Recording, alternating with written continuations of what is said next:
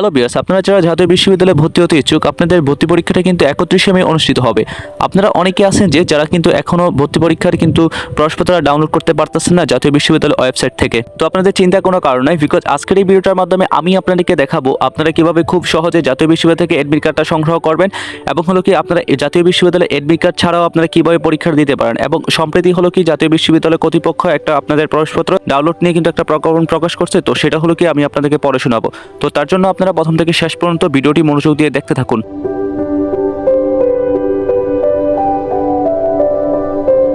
তো ভিউয়ার্স, আপনাদের ভর্তি পরীক্ষাটা কিন্তু 31শে মে অনুষ্ঠিত হবে। তো আপনাদের ভর্তি পরীক্ষাটার কিন্তু অংশগ্রহণ করার জন্য কিন্তু আপনাদের প্রবেশপত্র প্রয়োজন। বাট হচ্ছে আপনারা এই প্রবেশপত্রটা কিন্তু ডাউনলোড করতে পারতেছেন না। তার কারণটা হচ্ছে কি একসাথে অনেক শিক্ষার্থীরা ট্রাই করার কারণে আপনাদের যে জাতীয় বিশ্ববিদ্যালয়ের যে অনলাইনে যে সার্ভারটা আছে সেটা ডাউন হয়ে গেছে।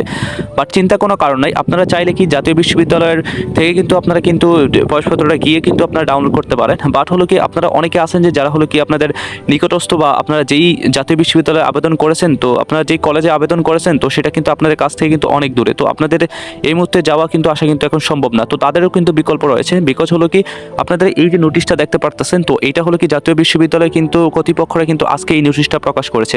তো আমি এই নিউজটা কিন্তু আপনাদের পড়াশোনা হচ্ছি, আপনারা হলো কি মনোযোগ দিয়ে এই নোটিশটা কিন্তু শুনুন কি বলছে।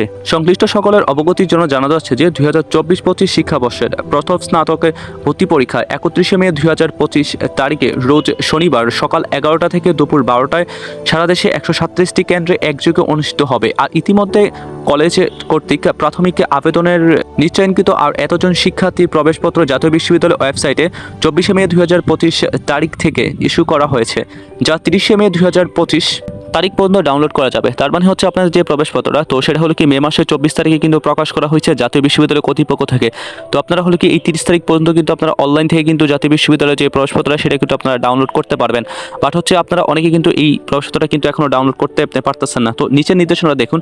আর এছাড়াও সকল শিক্ষার্থীকে পরীক্ষার তারিখ, কেন্দ্র, নাম ও ভর্তি পরীক্ষার রুল নাম্বার এর তথ্য SMS এর মাধ্যমে জানিয়ে দেওয়া হয়েছে। তার মানে হচ্ছে আপনারা যখন আবেদন করছেন তখন আপনারা যে মোবাইল নাম্বারটা দিয়েছেন, তো সেই মোবাইল নাম্বারে কিন্তু আপনাদের যে সিট প্ল্যান মানে আপনাদের কোথায় আপনাদের পরীক্ষাটা হবে এবং হচ্ছে আপনাদের যে রুল নাম্বারটা সেটা হলো কি আপনাদের ওই মোবাইল নাম্বারে কিন্তু SMS এর মাধ্যমে কিন্তু জাতীয় বিশ্ববিদ্যালয় থেকে কিন্তু দিয়ে দেওয়া হয়েছে।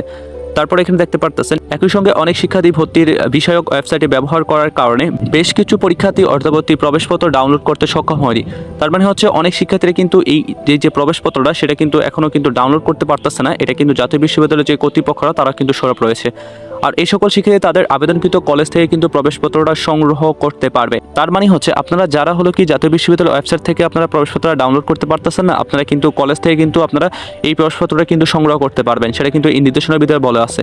তো নিচে দেখতে পারতেছেন, যদি কোনো পরীক্ষার্থী 30শে মে 2025 তারিখ পর্যন্ত তার প্রবেশপত্র ডাউনলোড করতে সক্ষম না হয় অথবা আবেদনকৃত কলেজ থেকে প্রবেশপত্র সংগ্রহ করতে না পারে, সেক্ষেত্রে ওই শিক্ষার্থীকে অবশ্যই প্রাথমিক আবেদনের HSC পরীক্ষার রেজিস্ট্রেশন কার্ড ও SMS এ প্রেরিত তথ্যের প্রিন্ট কপি সঙ্গে নিয়ে পরীক্ষার কেন্দ্র উপস্থিত হতে হবে।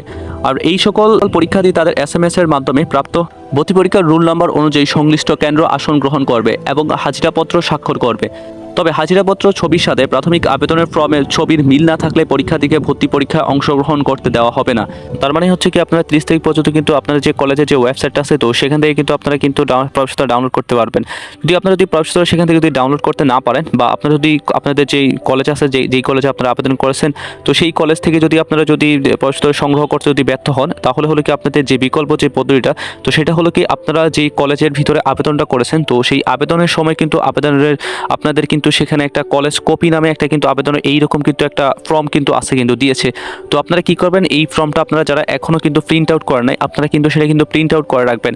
প্রিন্ট আউট করার এছাড়া হলো কি আপনাদের যে HSC যে পরীক্ষা দিয়েছেন তো সেটার যে আপনাদের যে রেজিস্ট্রেশন কার্ড আছে তো সেই রেজিস্ট্রেশন কার্ডে কিন্তু ফটোকপি নেবেন। এছাড়া হলো কি আপনারা আবেদন করার সময় যে ফোন নাম্বারটা দিয়েছেন তো সেই ফোন নাম্বারটার ভিতরে কিন্তু অলরেডি কিন্তু আপনাদের যে আবেদনের আপনাদের ভর্তি পরীক্ষার যে রুল নাম্বারটা এবং হলো কি আপনাদের ভর্তি পরীক্ষাটা কোথায় অনুষ্ঠিত হবে মানে আপনাদের যে কেন্দ্রটা তো সেটা কিন্তু SMS এর মাধ্যমে কিন্তু এইরকম কিন্তু জানিয়ে দেওয়া হয়েছে। আপনারা কি করবেন, এই SMS এর কিন্তু একটা কিন্তু ফটোকপি করে নেবেন দোকান থেকে।